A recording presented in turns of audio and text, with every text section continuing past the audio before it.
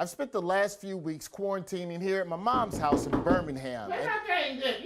Mom, I told you I'm at work. Birmingham has a deep history with civil rights, so it's not surprising that people protested here after the killing of George Floyd.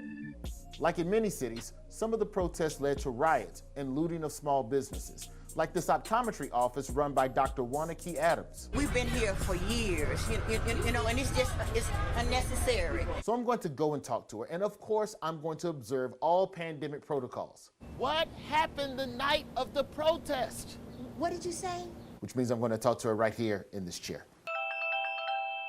I get a call from my security company, and so I come down to find 4 windows broken and one of the doors broken, and they took my high-end frames. Have you asked other optometrists in the area whether or not they did this to you?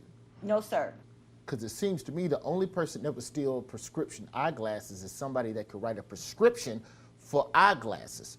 But, now what I am doing is, if somebody has nerves enough to bring my own frame up in here, I'm gonna have to call the cops on them. Now, I don't know what I'm gonna do when I see them on their face. We need to get a samurai sword and a baseball bat, and just anybody with glasses, just bust their ass in the face. You feel me? I feel you, and I'm gonna let you lead that march, and I'm gonna be behind you 100%. Actually, what struck me about Dr. Adams was that she seemed to feel compassion for the people who broke into her store. If they are feeling pain like this, and I have to endure something like this for a small price to pay, God will rebuild it, you know. Why were you so understanding of the people that caused all this damage to you?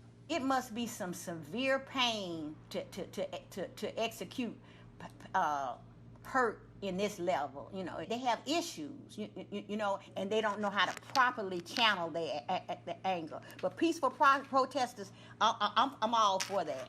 It was okay, but just don't come tear up my shop again. There you go. I done paid my price. My contribution was to get up out of my bed and throw on the first thing I could try on, didn't even have my earrings on, and come down here and assess the damage. That was my contribution. So your contribution to the struggle was all them prescription eyeglasses that they stole? Yes, and being up all night long. The story does have a silver lining.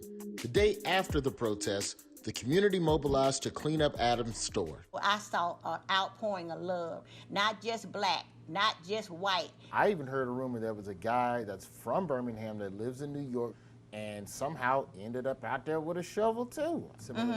Birmingham native and Comedy Central's Roy Wood Jr. was right in the mix. Oh, that was you! Oh my goodness! Oh, my goodness. Yes, it was. Wow. So crazy. And for the first black woman optometrist in Alabama, the recent media attention has opened some doors that had long been closed. Okay, so what's next? You rebuild and you just go back to business? Well, we rebuild, but we go into business at another location. We'll be going to the Callahan Eye Foundation, which is one of the premier eye facilities in Birmingham, Alabama. And to be quite honest, 40 years ago, I couldn't have worked there. So it's progress. Okay, then let me get this straight. Your place gets vandalized, volunteers come to clean it up, then after the cleanup, you get offered a new residency for your eye care practice at one of the most prestigious eye care institutes in the country. Yes, sir. Yes, sir. Tell the truth, you tore it up. You tore up your own business. You tore up your own business to get an upgrade to a better eye care facility. Tell the truth. No. I did not do that. No, sir. Look at the facts. I'm sorry. Whatever the facts look like, it's an illusion. I need to see your bank account and make sure you ain't paid no protesters. That's all I'm saying. No, I ain't paid none of them protesters. Cause you can check my records. It was probably Antifa. You know Antifa? No, I don't know Antifa. I got Aunt Shirley, Aunt Rose, and I got Antifa. I'll give you her number later. She's really nice. You should meet her. You think she want to get her eyes examined? This is possible.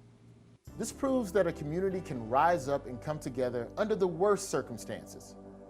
It also proves that I look good in glasses.